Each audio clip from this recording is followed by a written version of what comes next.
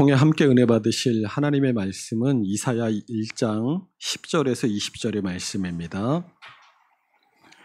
구약성경 968페이지 이사야 1장 10절에서 20절의 말씀 교독하도록 하겠습니다. 너희 소돔의 관원들아 여호와의 말씀을 들을지어다. 너희 고모라의 백성아 우리 하나님의 법에 귀를 기울일지어다.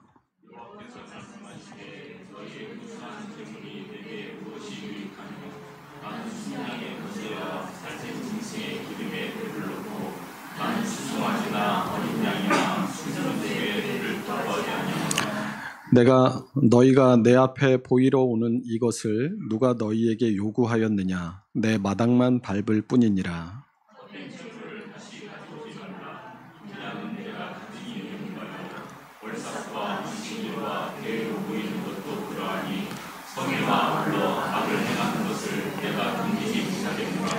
내 마음이 너희의 월삭과 정한 절기를 싫어하나니 그것이 내게 무거운 짐이라. 내가 지기에 곤비하였느니라.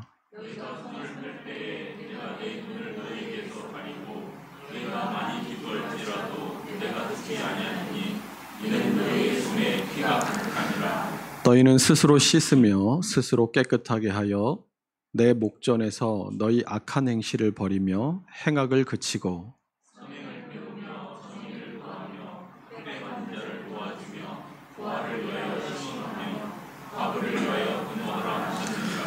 여호와께서 말씀하시되 오라 우리가 서로 변론하자. 너희의 죄가 주홍 같을지라도 눈과 같이 희어질 것이요 진홍같이 붉을지라도 양털같이 희게 되리라.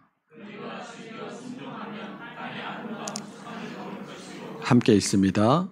너희가 거절하여 배발하면 칼에 삼켜지리라. 여호와의 입의 말씀이니라. 아멘. 이 시간에는 이진효 목사님께서 내 마당만 밟을 뿐이라는 제목으로 말씀 전하실 때 큰 은혜 받으시기 바랍니다.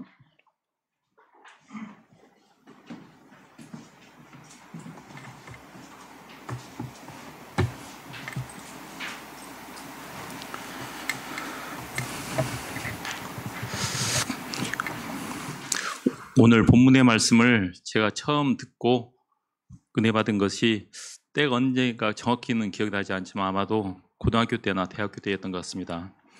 그 시기에 대한 기억은 명확하지 않지만 그 이 말씀을 들었을 때 그때 받았던 충격은 아직도 생생합니다. 하나님께 예배드리기 위해 찾아온 백성들에게 내 마당만 밟을 뿐이라고 말씀하시는 것을 들은 저는 이 말씀의 무게감 때문에 한동안 많은 고민을 하였었습니다. 처음에는 하나님이 어떻게 자기 백성이 예배드리러 나오는데 이런 말씀을 하실 수 있을까라는 생각이 들었습니다. 하지만 시간이 지나면서 오죽했으면 하나님이 이렇게까지 말씀하셨을까라는 그런 생각이 변화했습니다. 그러면서 지금 예배드리러 오는 나는 교회의 마당만 밟는 사람인가 아니면 하나님이 받으시는 참 예배자인가를 고민하게 되었습니다. 그때 받은 말씀의 충격은 아직까지도 저에게 남아서 교회에 올 때마다 예배의 자리에 앉을 때마다 저를 돌아보게 만들고 있습니다. 오늘 말씀을 준비하면서 저는 여러분들도 제가 이 말씀을 처음 받았을 때 느꼈던 그 감동과 결단이 있으시기를 바라는 마음으로 말씀을 전합니다. 본문의 말씀을 살펴보기 전에 먼저 본문 말씀의 이해를 돕기 위하여 본서의 저자로 알려져 있는 이사야와 이사야서의 시대적 배경에 대하여 잠깐 살펴보도록 하겠습니다.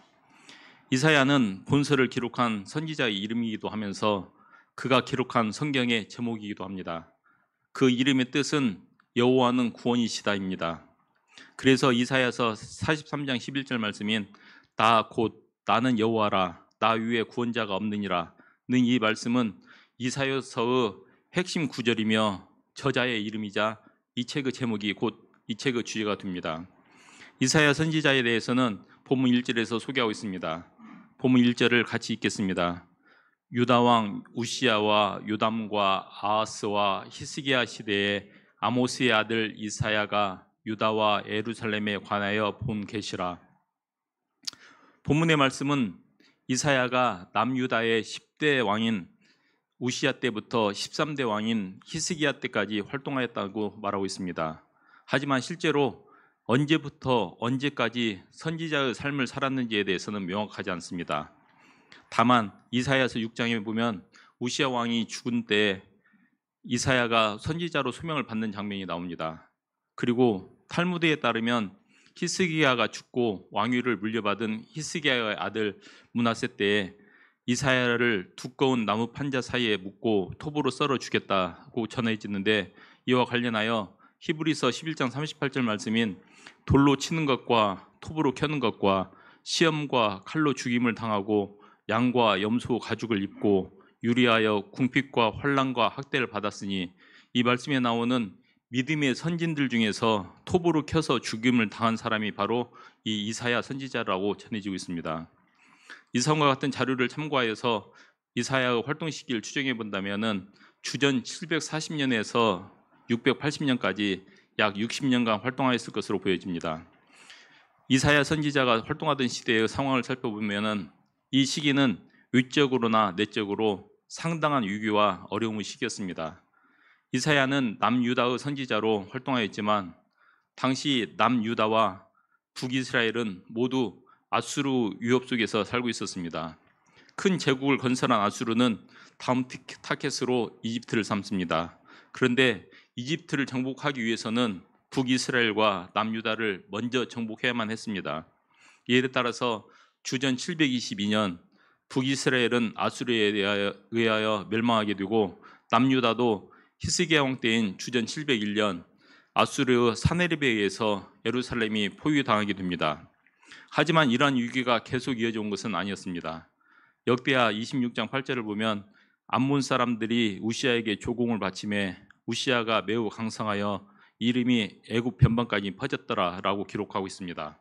이것은 우시아 왕 때에 남유다는 블레셋을 그리고 에돔을 점령하였고, 또한 목축업을 일으켰으며 농업을 장려하여 경제적으로 부흥을 일으켰다는 것을 의미하는 것으로 정치적으로 안정되고 경제적으로 번영하였던 시기였습니다. 그런데 이러한 축복의 이유가 역대하 26장 5절에 나타나고 있습니다. 역대하 26장 5절을 같이 읽겠습니다. 하나님의 묵시를 밝히 아는 스가랴가 사는 날에 하나님을 찾았고 그가 여호와를 찾을 동안에는 하나님이 형통하게 하셨더라. 우시야 왕이 여호와를 찾을 동안에 하나님이 형통하게 하셨다고 말합니다. 그러나 유다가 부강해지자 우시야는 교만해집니다. 역대하 26장 16절을 같이 읽겠습니다.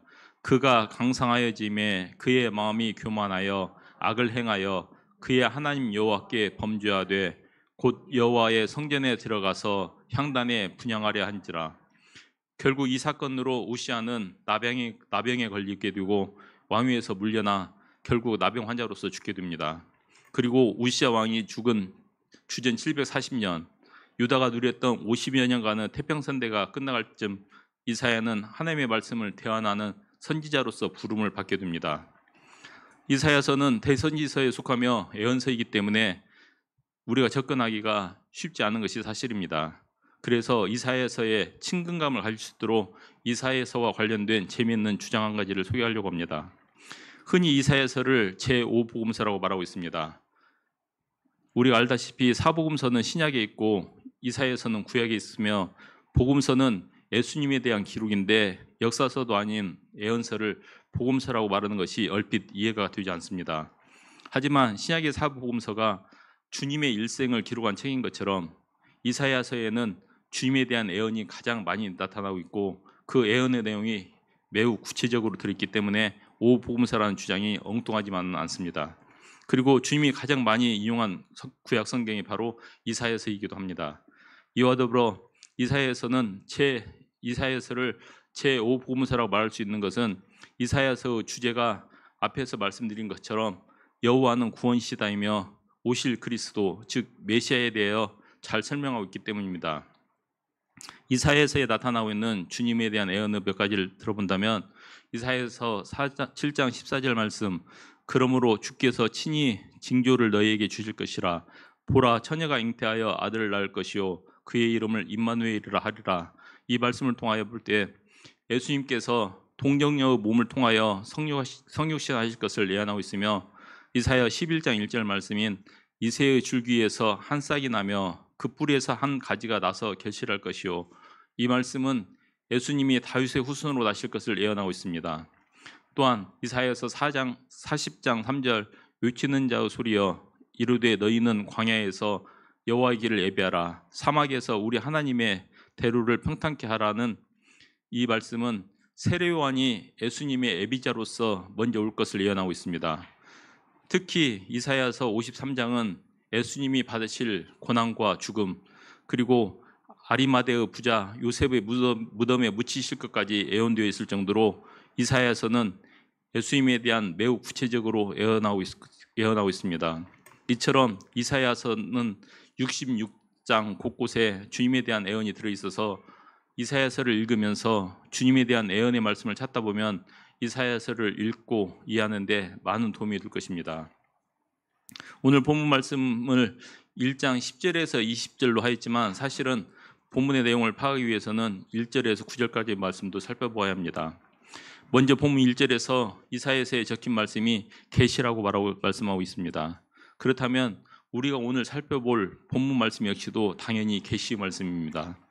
그리고 이 계시는 선지자가 자신이 하고 싶은 얘기들을 한 것이 아니라 하나님께서 선지자를 통하여 우리에게 들려주시기를 원하시는 말씀을 대언하였다는 사실을 잊지 말아야 할 것입니다. 이것이 중요한 이유는 계시는 하나님께서 우리에게 주시는 말씀이기 때문에 우리는 이 말씀을 들어야 하며 이 말씀 속에서 하나님의 마음을 읽어내야 하기 때문입니다. 그리고 또 한 가지, 이사야서와 같은 선지서를 대할 때 꼭 잊지 말아야 할 것이 있습니다. 그것은 예언의 대부분은 성경이 기록될 당시에는 미래에 대한 이야기이지만 이미 성취되어 현재로서는 과거 이야기일 수도 있습니다. 그렇다고 해서 현재를 사는 우리와 무관한 것은 결코 아니라는 것입니다. 예언서를 포함한 성경의 모든 말씀은 언제나 현재의 우리의 삶을 바로 세우기 위한 하나님의 음성으로 듣는 것이 말씀을 대하는 바른 태도라 할 것입니다. 이 점을 생각하시면서 본문 2절과 3절을 같이 읽겠습니다. 하늘이여 들으라, 땅이여 귀를 기울이라.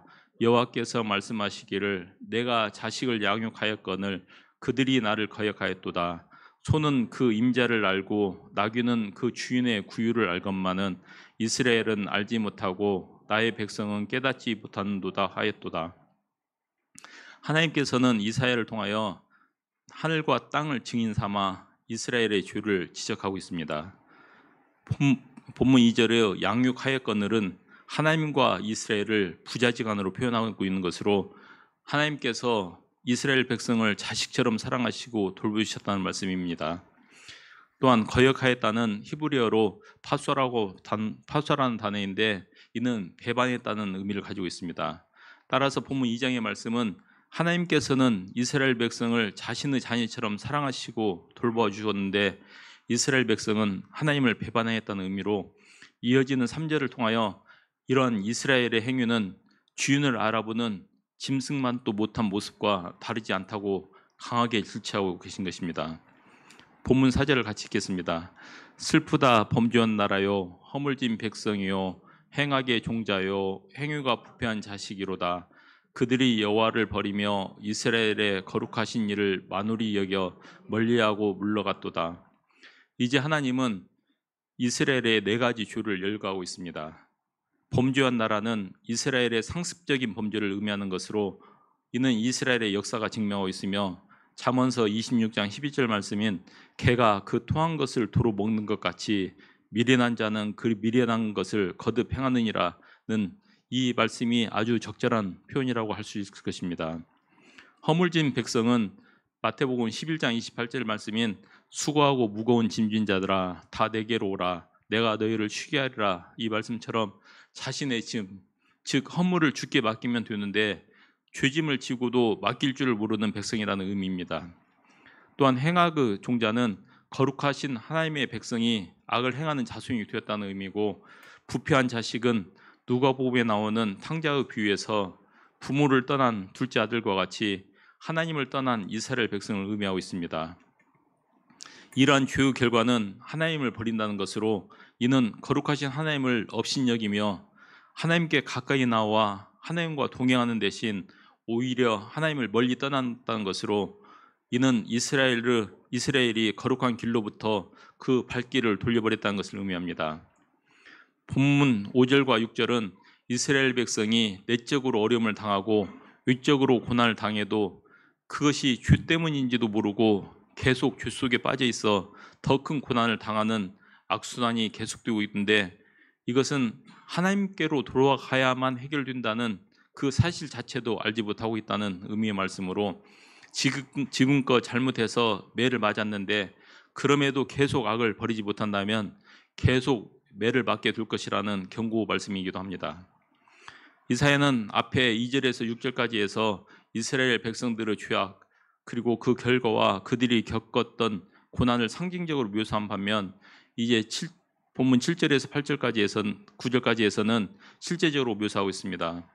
특히 이 말씀은 유다를 총침공한 아수르와의 전쟁 상황을 잘 보여주고 있는데, 아수르 사람들은 포악하고 잔인하여 방화와 약탈 그리고 살육을 일삼으며 유다 온 나라를 휩쓸어 예루살렘을 제외한 대부분의 국토가 그들에게 정복당했고 황폐해졌으며 곧 유다가 망할 것 같은 상황에 처하게 됩니다. 본문 8절의 말씀이 이에 대한 표현으로 딸 시온으로 표현하고 있는 예루살렘만이 외로이 아수르에 포위되어 있는 위태한 모습을 나타내주고 있습니다. 본문 9절은 만군의 여호와, 즉 천지의 모든 것을 다 주관하시는 주재자이신 여호와께서 긍휼을 베푸사 유다는 소돔과 고모라와 같은 멸망을 면하게 되었다는 말씀으로, 본문 2절에서 9절의 말씀은 하나님의 선민으로 선택받아온 이스라엘 백성들은 하나님의 인도하심과 돌보심 가운데 살았지만 하나님의 은혜를 깨닫지 못하고 늘 반복적으로 하나님을 배반하였으며, 이에 따라서 수없이 많은 징계를 받았지만 그 징계의 의미조차도 알지 못하여 결국 소돔과 고모라와 같은 멸망의 유익에 놓이게 되나, 그 가운데서도 긍휼을 베푸시는 하나님의 모습을 보여주고 있습니다. 이처럼 이스라엘 백성의 죄를 책망하면서 이사야 선지자는 제일 먼저 예배의 문제를 다룹니다. 본문 10절에서 하나님께서는 너희 소돔의 관원들아, 너희 고모라의 백성아라고 부르십니다. 앞에 9절에서 하나님께서는 하나님의 긍휼로 유다를 소돔과 고모라와 같이 멸망시키지 않았다고 말씀하셨지만, 결국 본절을 통하여 유다의 지도자들과 백성들이 죄악으로 멸망당한 소돔과 고모라의 지도자와 백성들과 하등 다를 바 없음을 말씀하고 계십니다. 특별히 물질적인 풍요는 누렸지만 죄악이 가득한 가운데 불경건하고 음란하며 이웃 사랑이 없었던 소돔과 고모라를 앞에서 말씀드렸던 우시아 왕 시대의 번영을 통한 풍요 속에서 있었던 유다와 비교하고 있는 것입니다.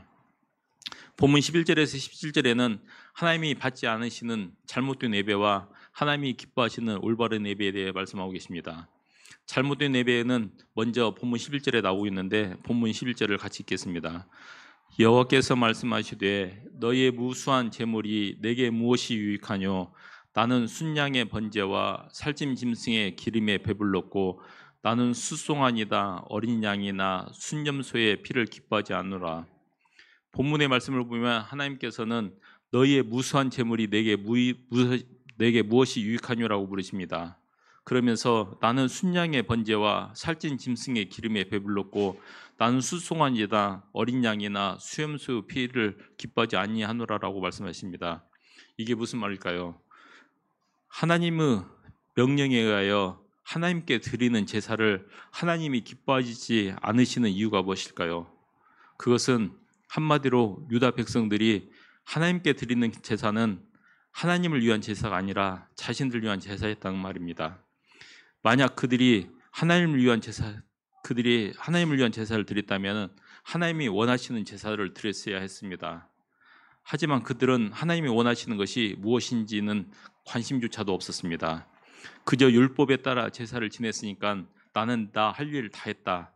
여기서 조금 더 나아가서 본다면은 하나님께 대한 나의 의무는 다 했으니 이제는 하나님이 나에게 복을 주시는 의무를 이행할 차례다라고 생각했다는 것입니다. 이처럼 하나님을 위한이 아닌 나를 위한, 우리 민족을 위한 예배는 그 예배가 아무리 외형적으로 경건하고 물질적으로 풍성하다 해도 하나님이 받지 않으시는 잘못된 예배입니다. 그런데 이게 유다 백성들만의 문제일까요? 지금 우리의 모습은 이렇지 않은가요? 예배의 목적이 잘못되어 있으면 모든 것이 잘못될 수밖에 없습니다. 예배의 목적은 오직 하나, 하나님께 영광을 돌리는 것입니다. 다른 이유가 있을 수가 없습니다. 그리고 우리가 교회에 오는 목적 역시 마찬가지입니다. 교회는 하나님께 예배드릴 수 있도록 구별된 장소이기 때문입니다. 따라서 우리가 교회에 오는 제일 되는 목적은 예배여야 합니다. 결코 교제나 봉사 등 다른 어떤 것도 예배를 앞서서는 안 될 것입니다. 두 번째로 하나님은 형식적으로 드리는 예배를 싫어하십니다. 본문 12절을 같이 읽겠습니다. 너희가 내 앞에 보이러 오니 이것을 누가 너희에게 요구하였느냐? 마당만 밟을 뿐이니라. 교회에 나오는 것을 의무감으로 생각하는 사람들이 있습니다. 일주일에 한 번, 주일 낮 예배만 참석하면 기독교인으로서 자신의 의무를 다했다고 생각하는 사람들. 이런 사람들의 특징은 교회에 관심이 없습니다. 목사의 설교가 어떠해도 상관이 없습니다. 말씀을 사모하는 마음도, 예배에 동참하고자 하는 마음도 없습니다. 다만 예배 시간에 그곳에 앉아 있기만 하면 됩니다. 그러면 자신은 기독교인이 되는 것이고 하나님을 믿는 사람이 되며 사는 동안은 하나님이 축복해 주실 것이고 죽으면 천국에 갈 수 있다고 생각합니다. 하지만 천만의 말씀입니다. 이런 사람에게 하나님은 말씀하십니다. 내 마당만 밟을 뿐이라고. 더구나 여기에는 심각한 문제가 있습니다. 본문에 밟는다는 단어는 히브리 원어로 라마스인데 이 단어의 뜻은 그냥 밟는다가 아니라 짓밟는다는 뜻으로 본문에 내 마당만 밟을 뿐이라는 말씀은 형식적으로 성전을 드나들 뿐만 아니라 하나님의 성전을 짓밟고 멸시한다는 뜻입니다. 그것은 속임수로 하나님을 섬기는 것이며 하나님을 멸시하는 것을 말하고 있습니다. 하나님께서는 그들에게 하나님 앞에 보이러 오라고 요구한 적이 없으십니다. 대신 하나님은 하나님을 사모하며 예배를 통하여 하나님을 간절히 만나기를 원하시는 심령을 찾고 계십니다. 이런 마음이 없이 하나님께 나오는 사람은 하나님을 속이는 사람이며 하나님을 멸시하는 사람입니다. 이런 사람들이 교회에 나와서 예배 자리에 앉아 있는 것을 하나님은 견디지 못하겠다고 말씀하고 계신 것입니다. 세 번째로 본문 13절에서 하나님께서는 그들이 많은 재물들을 헛된 재물이라고 말씀하십니다. 그것은 형식적인 것들, 즉 그들의 마음이 없는 것들이기 때문입니다. 하나님께서는 그런 재물들을 다시 가져오지 말라고 말씀하십니다. 때때로 어떤 사람들은 자신이 많은 헌금을 낸다고 자랑스러워합니다. 이런 헌금이 바로 헛된 재물의 대표적인 예가 될 것입니다. 그런데 우리가 생각해 볼 것이 있습니다. 헌금이 내 것을 내가 드리는 것이냐는 것입니다. 우리가 가진 것 중에 단 한 가지라도 하나님이 주시지 않은 것이 있나요? 다시 말씀드린다면 우리가 가진 것 중 단 한 가지라도 이것은 내 것이라고 말할 수 있는 것이 있느냐는 말입니다. 물질도 마찬가지입니다. 우리 기독교인들의 올바른 물질관은 하나님이 나에게 맡기셨다는 것입니다. 그렇다면 우리가 드리는 헌금은 하나님 것을 하나님께 드리는 것이 되기 때문에 많이 낸다고 하여 자랑할 것도 없고 조금 낸다고 하여 부끄러워할 것도 없습니다. 자기 것이라고 생각하는 그 순간 그 물질은 헛된 재물이 될 것입니다. 네 번째로 본문 13절과 14절에서 하나님께서는 월삭들과 안식일들과 정한 절기들의 모임들을 견디지 못하겠다고 하십니다. 그런데 이 안식일과 절기 등은 지정하신 분이 바로 하나님이시고 이스라엘 백성에게 이런 성일들을 준수하도록 요구하신 분 또한 하나님이십니다. 그런데 왜 이렇게 말씀하셨을까요? 그것은 그들이 성유와 더불어 악을 행하기 때문이었습니다. 그들은 율법의 의식에 관한 요구들은 철저히 따르면서도 하나님의 율법에 대한 명령들은 공공연하게 범하였습니다. 하지만 하나님께서 원하시는 것은 단지 종교적인 의식이 아니라 그들이 악을 떠나는 것이었습니다. 악을 버리지 않고 악을 행하면서 형식적으로 종교의식을 행하는 것은 하나님 앞에서 헛된 일이며 가증한 일일 것입니다. 다섯 번째로 본문 15절에서 손에 피가 가득한 사람의 기도는 받지 않으신다고 말씀하십니다. 여기에서 손에 가득한 피는 살인의 피를 말하며 미움의 피를 말합니다. 요한일서 3장 15절에서 그 형제를 미워하는 자마다 살인하는 자니 살인하는 자마다 영생이 그 속에 거하지 아니하는 것을 너희가 아는 바라라고 하여 형제를 미워하는 것도 살인이라고 성경은 말합니다. 이처럼 마음에 사랑도 없고 용서도 없고 미움과 적이만 가득한 그런 사람의 기도는 하나님께서 듣지 않으신다고 분명히 말씀하십니다. 그런데 이에 대하여 주님께서는 우리가 용서받아야 할 문제까지도 해결해야 한다고 말씀하십니다. 마태복음 5장 23절과 24절을 같이 읽겠습니다. 그러므로 애물을 제단에 드리려다가 거기서 내 형제에게 원망 들을 만한 일이 있는 것이 생각나거든 애물을 제단 앞에 두고 먼저 가서 형제와 화목하고 그 후에 와서 애물을 드리라. 결국 우리는 우리가 남을 용서하지 못한 문제도 그리고 남에게 용서받지 못한 문제도 모두 해결하고 하나님 앞에 나와야 하나님께서는 우리의 예배를 기뻐 받아주신다는 것입니다. 그렇다면 하나님이 기뻐하시는 예배는 어떤 예배일까요? 첫 번째로 위적인 예배가 아닌 내적인 예배를 드려야 합니다. 예배의 온전한 목적을 알고 그 목적에 합당한 예배를 드려야 합니다. 그리고 그 예배는 요한복음 4장 24절의 말씀인 하나님은 영이시니 예배하는 자가 영과 진리로 예배할지니라, 이 말씀처럼 하나님께 영광을 돌리기 위하여 우리의 마음과 정성을 다하며 온전히 하나님께만 집중하는 예배를 드려야 합니다. 그러기 위하여 우리는 예배 시간만이 아닌 예배의 자리에 나오기 전에 준비하는 시간부터 오직 하나님께만 집중하며 우리의 모든 정성을 다하여 예배를 준비할 것입니다. 그리고 하나님께서 기뻐하시는 예배는 두 번째로 회개하고 돌이키는 예배입니다. 본문 16절을 같이 읽겠습니다.